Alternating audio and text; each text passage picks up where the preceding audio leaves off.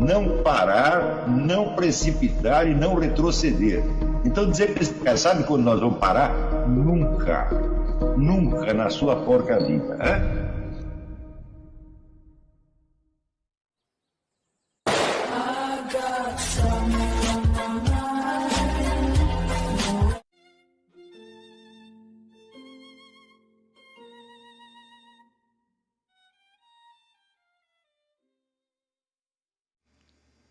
E aí pessoal, tranquilo? Então vem aqui antes do vídeo começar, pedir para vocês se inscreverem, quem não for inscrito, compartilhar, curtir, comentar.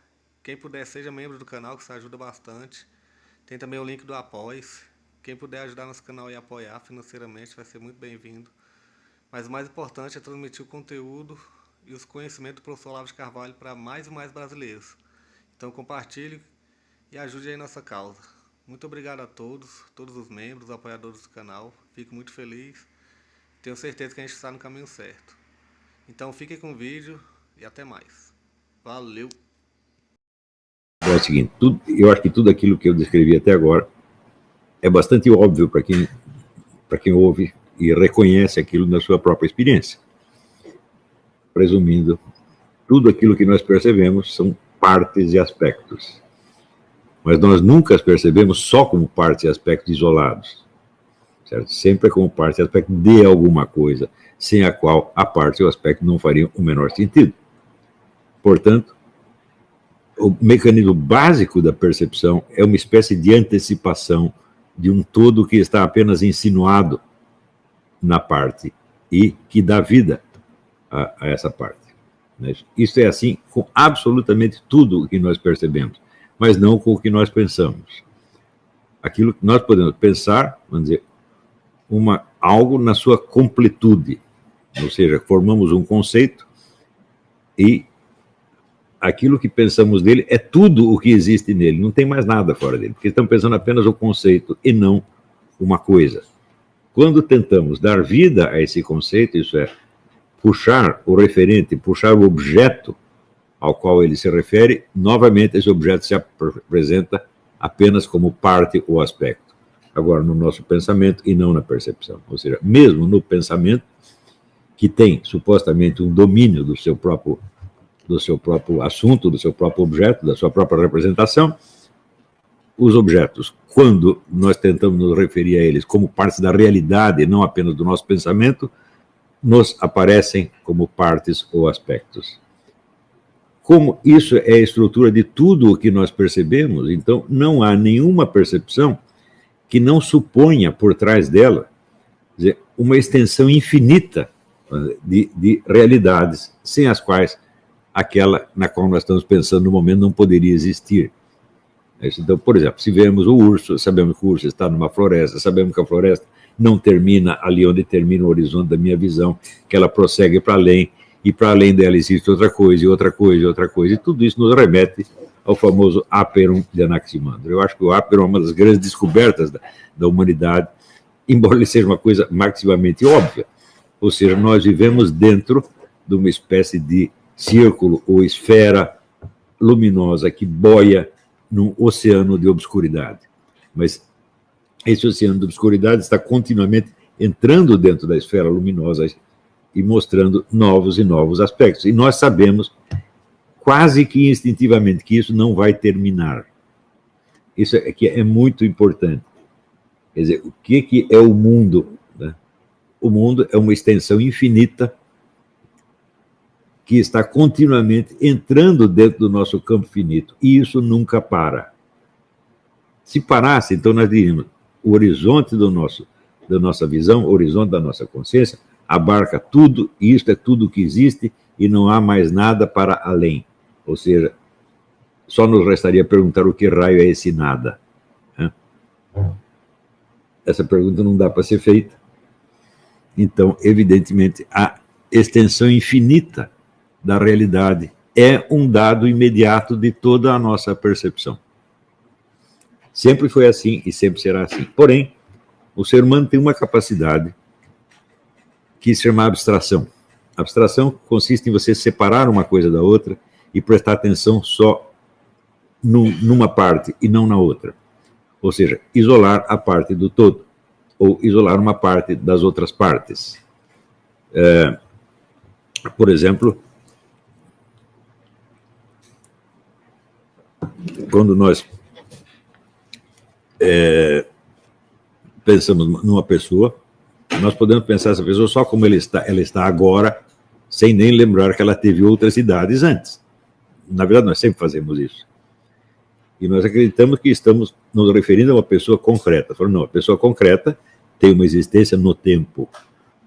Não é isso? Se ela não teve 1 ano, 2 anos, 3 anos, ela não poderia ter 20 ou 30 e estar na minha frente agora. A não ser que ela aparecesse prontinha nesse momento. Então, a pessoa concreta é invisível, mas ela não é incognoscível, porque nós a conhecemos por essa antecipação, essa espécie de tensão. Eu sei que antes de estar aqui, vocês estiveram em outros lugares, não é verdade? Ou alguém apareceu aqui, pronto. Não é possível. Mas como é que eu sei isso? Eu preciso pensar para saber isso? Não, não precisa. Porque a sua própria presença insinua isso. É isso? Então, esse aspecto tensional da percepção, que está continuamente trazendo para nós a consciência do invisível, ou a consciência até do desconhecido, esse elemento faz parte da percepção. Não há percepção sem isto. Porém, no pensamento, quando nós queremos, não quando estamos percebendo, mas quando estamos pensando sobre o percebido, ao pensar, nós podemos separar uma coisa da outra. E fazer de conta que os outros aspectos não percebidos não existem. Não é isso? Então, é assim, dizia Aristóteles, que nós obtemos, por exemplo, o conceito geral de uma espécie. Eu estou olhando um gato, mas eu não estou interessado no gato completo, no gato inteiro. Eu estou interessado só naquilo que ele tem em comum com todos os outros gatos. Então, por exemplo, o gato que está na minha frente é um gato malhado ou rajado, tá certo? E eu digo, bom, os gatos podem ter outras cores, ele pode ser branco, preto, amarelo, etc. Mas eu não estou interessado nisso, eu estou interessado só na forma que esse gato tem em comum com os outros gatos.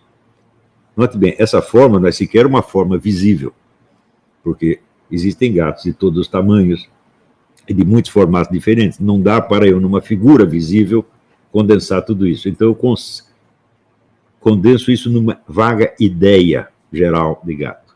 E daí eu obtenho o conceito da espécie gato. Tá certo? Então, essa é uma grande capacidade que o ser humano tem. Se nós não tivéssemos abstração, bom, seria muito difícil pensar. Nós só teríamos a percepção, praticamente. Mas mesmo na percepção já existe um elemento de abstração, na medida em que tudo aquilo que olhamos, nós olhamos sob certos aspectos que nos interessam no momento e não em outros momentos, não é isso? Então, por exemplo, o sujeito se apaixonou pela garota, então ele não está se lembrando que ela tem um pai, uma mãe, que pode ser 2 chatos de galocha, né? Que ela tem um irmão que pode ficar dependendo do seu dinheiro pelo resto da vida, você não pensa em nada disso. Não é isso? Então, até nos momentos, vamos dizer, de emoção mais intensa, você está praticando a abstração. Né? Acontece que, uma vez que a abstração separou duas coisas, nós tendemos a acreditar que elas são separadas na realidade. Né? E, em seguida, colocamos o problema de como foi que elas se juntaram. Quando o problema não é esse. O problema não é como elas se juntaram, o problema é como eu as separei. Lembra que eu expliquei sobre causa e efeito ontem? Nós não perguntaríamos como a causa produz efeito se nós entendêssemos que o trânsito da causa ao efeito é um movimento único ao qual eu dei 2 nomes, separando 2 etapas do processo.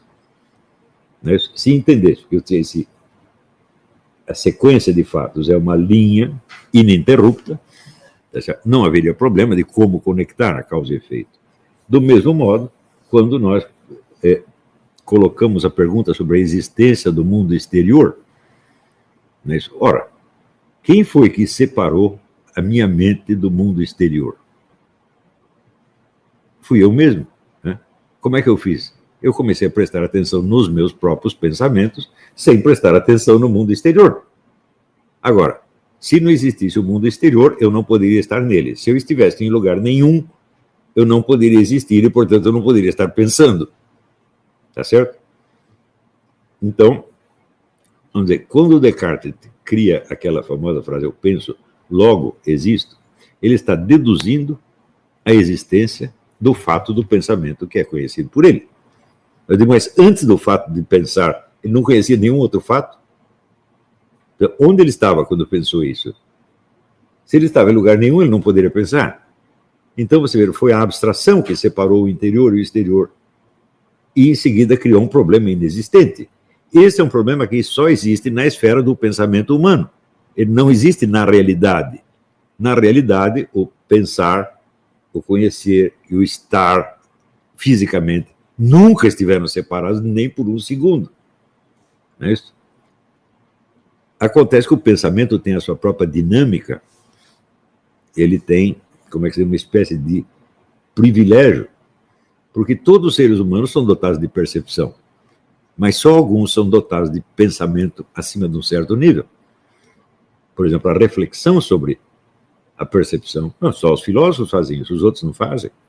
Então o pensamento tem um certo prestígio social, que a percepção não tem. Todo mundo enxerga, ouve, tem tato, etc, etc. Então, grande porcaria isso, tá certo?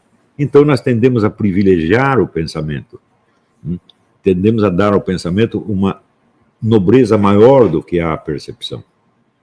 Não é isso? E dizemos até que é o pensamento que distingue o ser humano.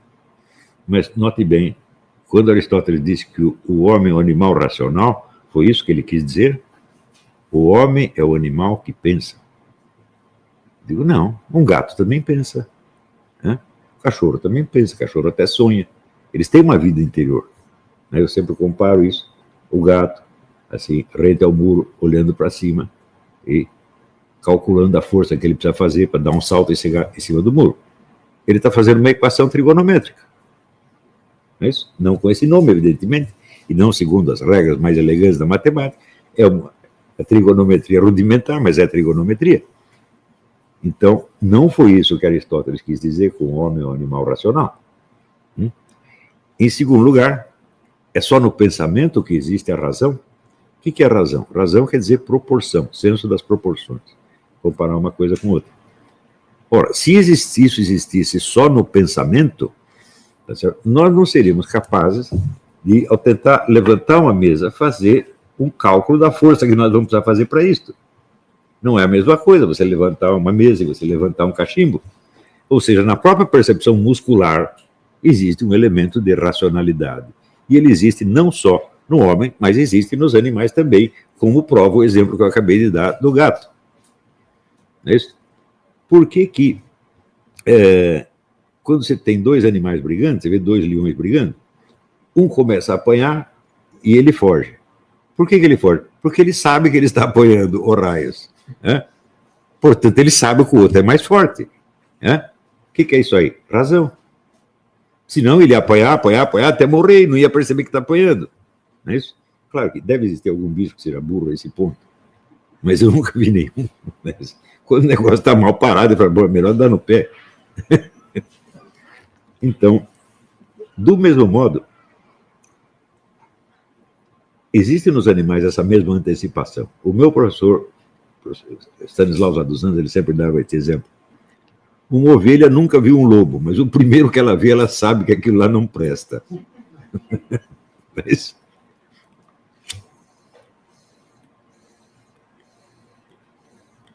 Se você fizer um exame dos chamados grandes problemas filosóficos, você verá que a maioria deles, quase todos, foram criados por uma abstração que se esqueceu de si mesma. O sujeito fez uma abstração, em seguida esqueceu que fez a abstração e acha que ele está lidando com dados da realidade, quando todos esses dados foi ele mesmo que inventou. Não é isso? Então, por exemplo, quando David Hume diz, bom, eu vejo que você está falando, mas eu não estou vendo que existe um sujeito autoconsciente por trás daquilo que você está falando. O que ele fez? Pergunto eu, é realmente possível você olhar uma pessoa falando, esquecendo que tem um sujeito autoconsciente por trás? Ninguém faz isso. Não dá para fazer. Quer dizer, eu olho aqui vocês e penso assim, esses são apenas bonecos mecânicos. Não são presenças humanas.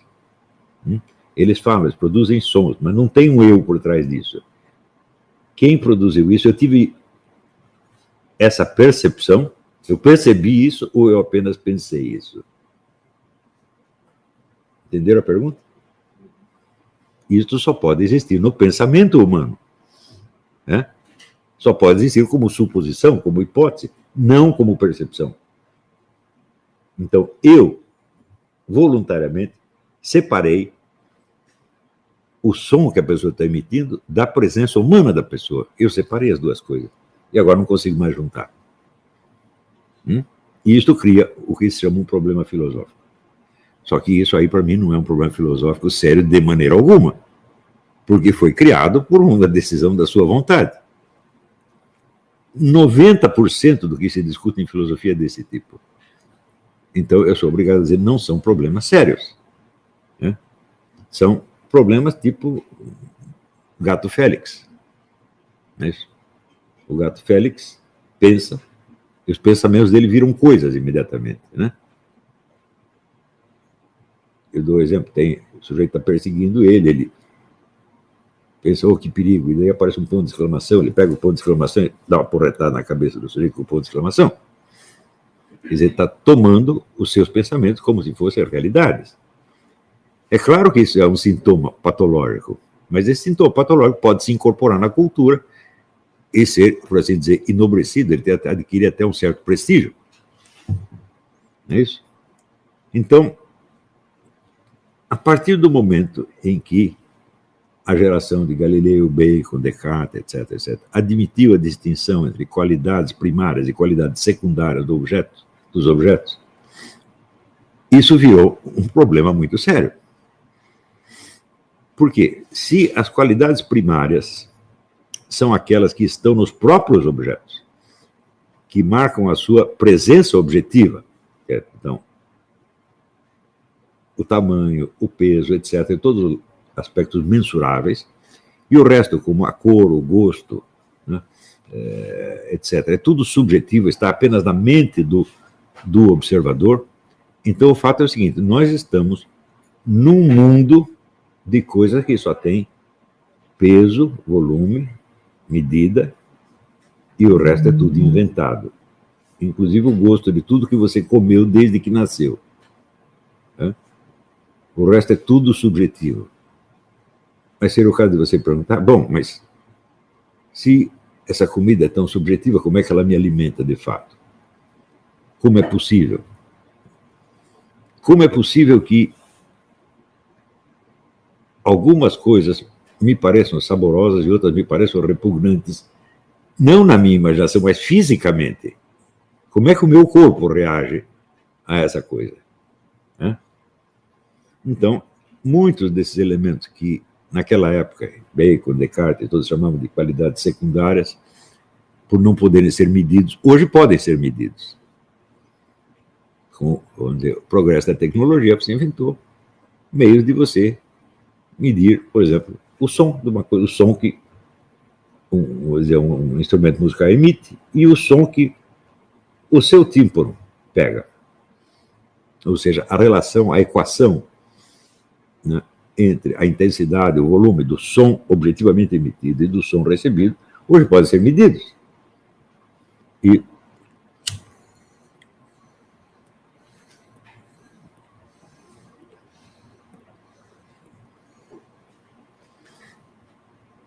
Mas a partir da hora que foi feita essa divisão, ela se incorporou de tal modo na cultura humana que hoje ela parece um modo natural de ver.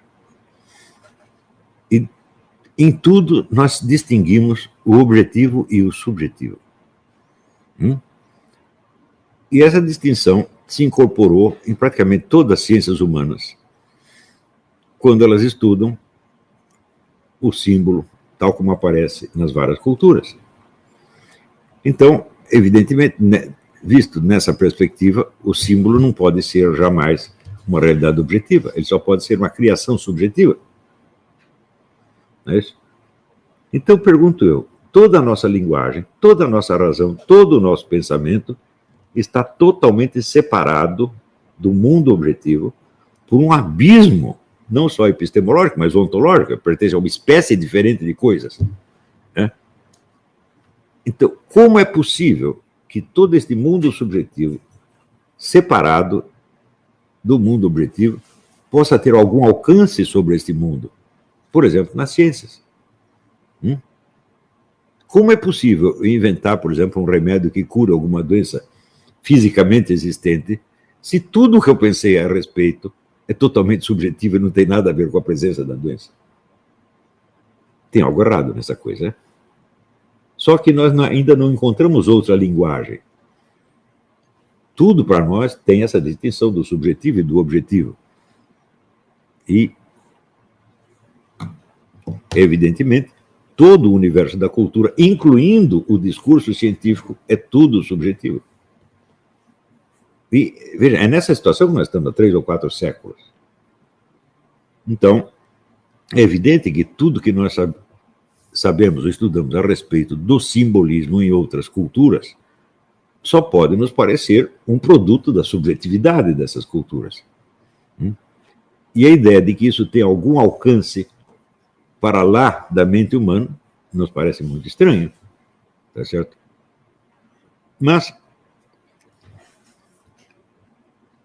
se as coisas são assim, se essa divisão do subjetivo e do objetivo é absolutamente intransponível, então é claro que toda a nossa orientação no universo objetivo no qual existimos é também subjetiva.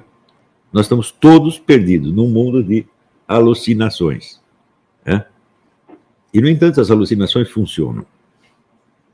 Então, é preciso inventar alguma teoria que explique como é que essas duas coisas podem se conectar, de algum modo.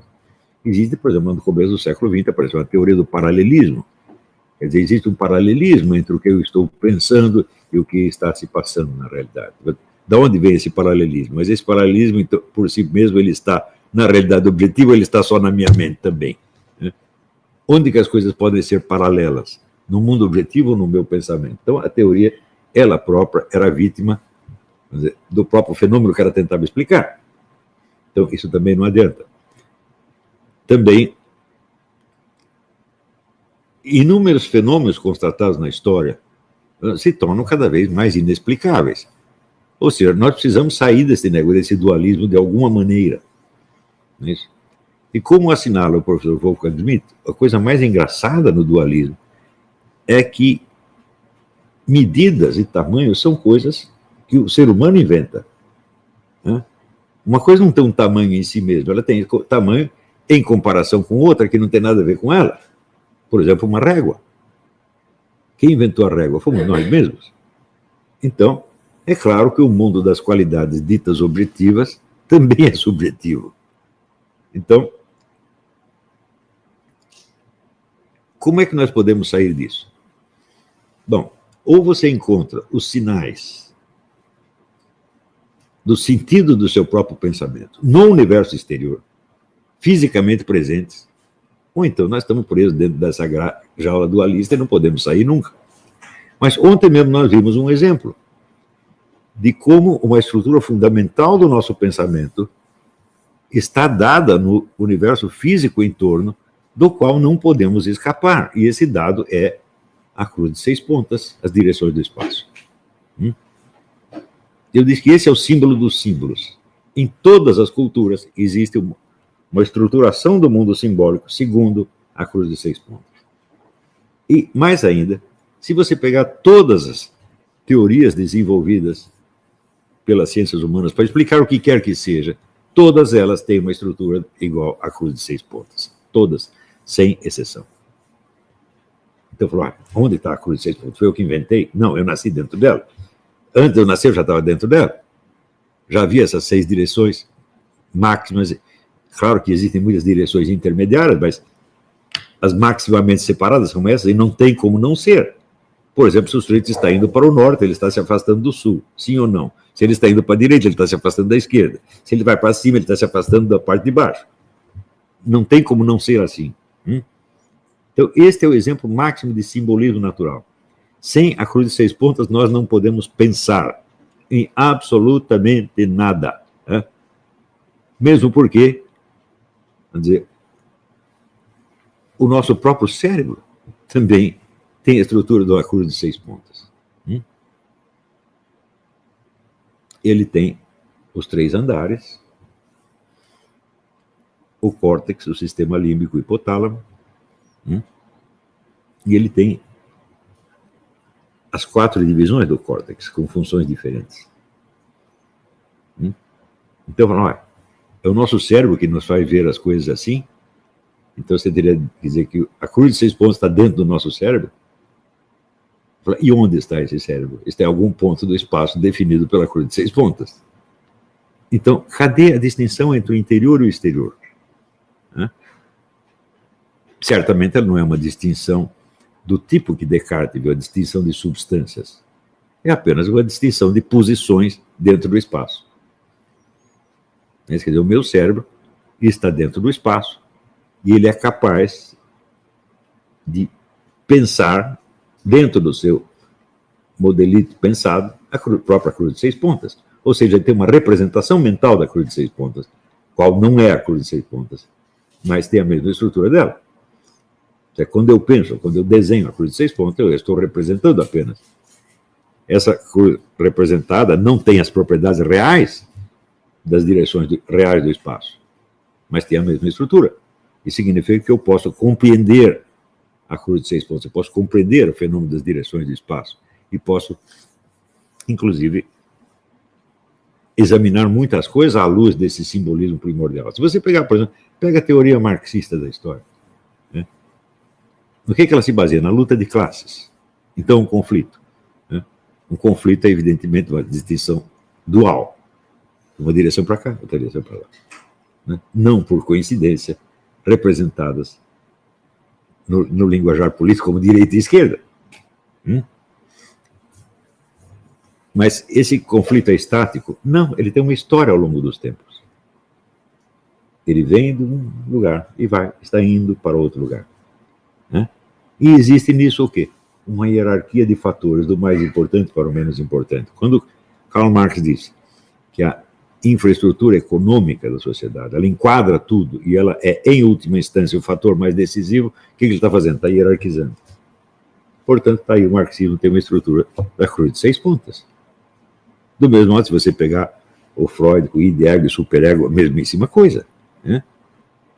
Ou seja, essa estrutura do espaço, ela determina não só a forma do nosso cérebro, mas todo o funcionamento dele e a forma de todos os seus produtos mais importantes.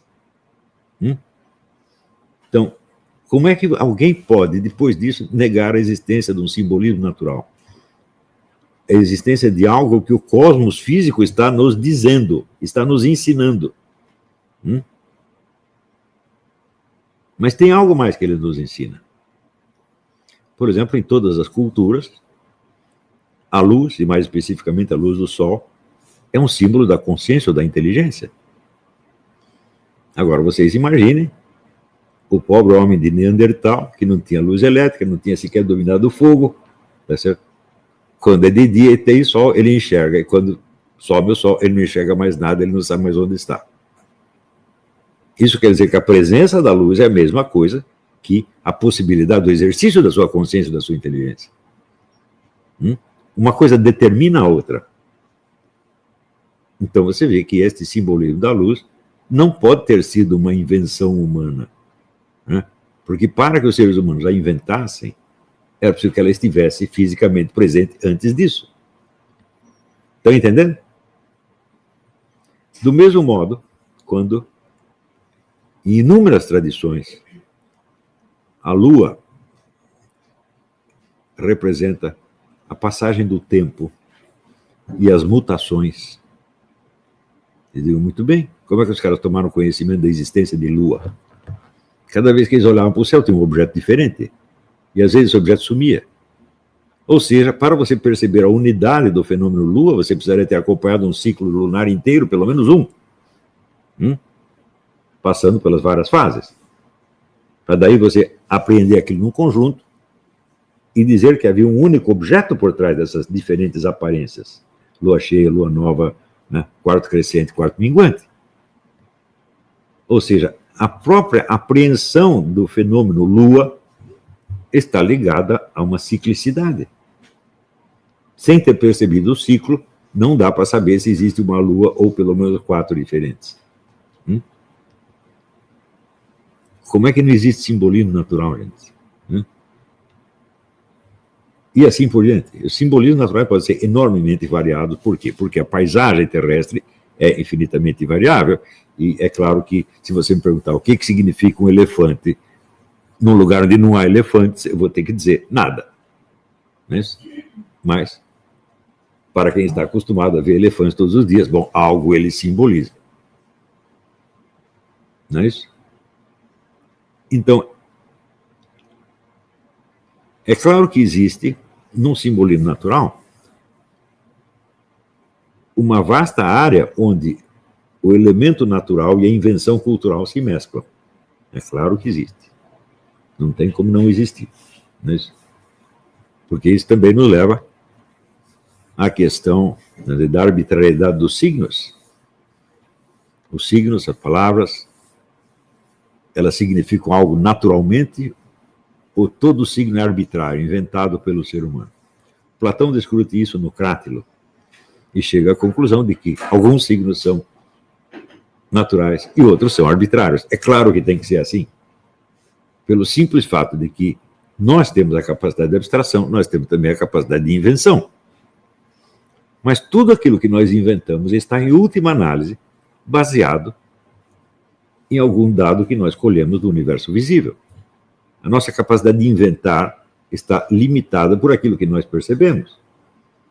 Por isso mesmo, Aristóteles dizia que nós não criamos propriamente nada, nós apenas combinamos elementos.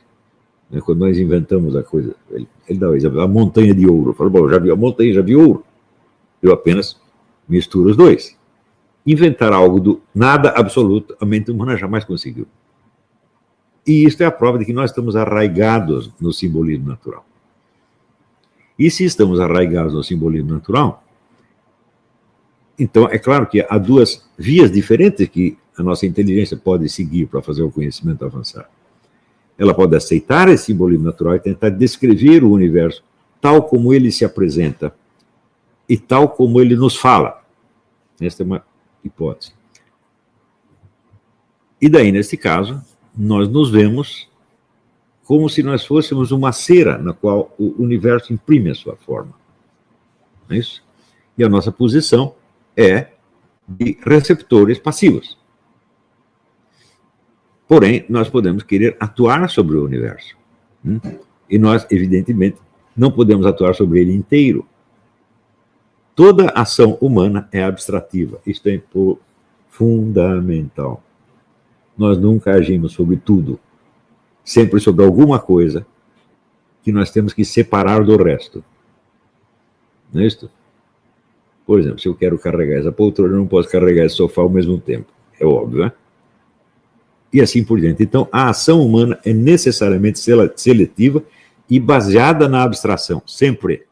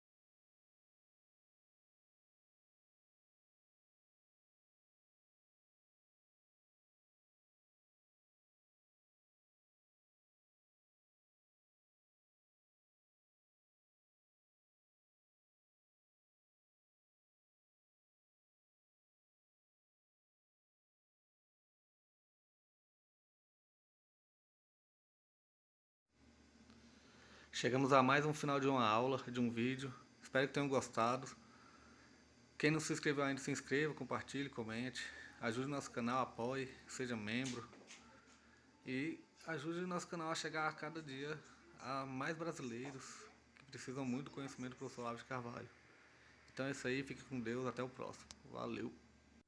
Então é isso aí, pessoal, que é o nosso canal, que são alguns livros que eu já li. A maioria foi doação, mas alguns eu adquiri, professor Olavo de Carvalho. Alguns livros se perderam aí que eu emprestei, professor Alexandre Costa, a Bíblia Sagrada.